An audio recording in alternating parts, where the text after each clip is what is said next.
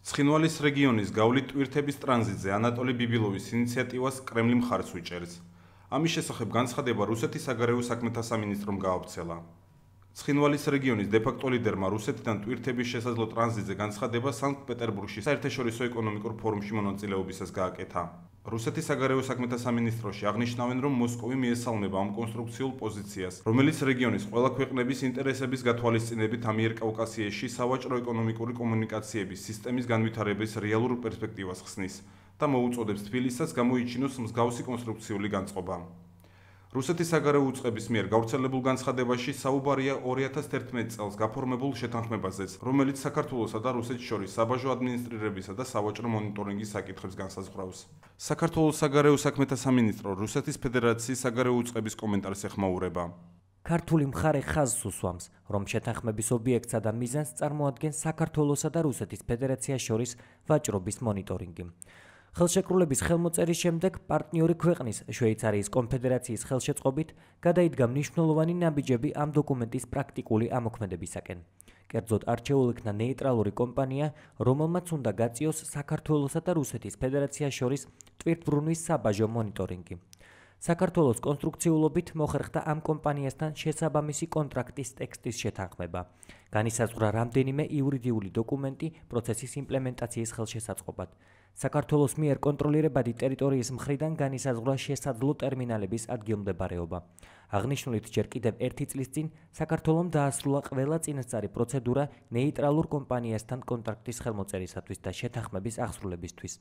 რუსეთის ფედერაციის საგარეო უწყების კომენტარს მიზანმიმართულად ჩიხში შეჰყავს პროცესი. კერძოდ რუსეთის მხარე ცდილობს წარმოაჩინოს ოკუპირებული ცხინვალის რეგიონი ზემოხსენებული შეთანხმების მონაწილედ, რაც აშკარად ეწინააღმდეგება ამ შეთანხმების პრინციპებსა და დანიშნულებას.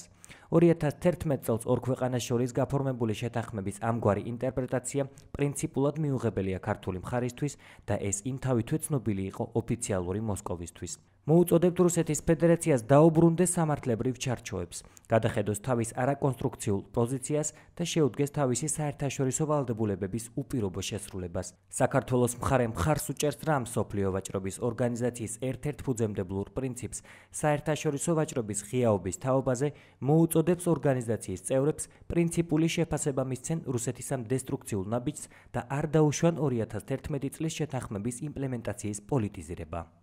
რეალური მიზეზი, რა თქმა უნდა, ამ განცხადების არის რუსეთის ინტერესი, რომ გაზარდოს თავის ტვირთბრუნვა, თავისი სატრანსპორტო შესაძლებლობები არა მარტო საქართველოსთან მიმართებაში, არამედ სომხეთთან პირველ რიგში და სომხეთის გავლით ირანთანაც. თავისთავად რუსეთს ჭირდება უფრო მასშტაბური, ესე ვთქვათ, სატრანსპორტო შესაძლებლობები აი ამ მარშრუტით.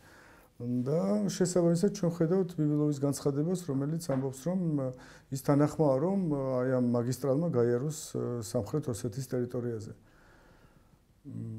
მე მგონია, რომ აქ ასე ვთქვათ, ტექნიკურად სირთულეები არ არსებობს, მაგრამ არის მრავალი სირთულე დაკავშირებული სამხრეთ ოსეთის სტატუსთან, მოლაპარაკებებთან, რა სახით შეიძლება გაფორმდეს ეს შეთანხმება.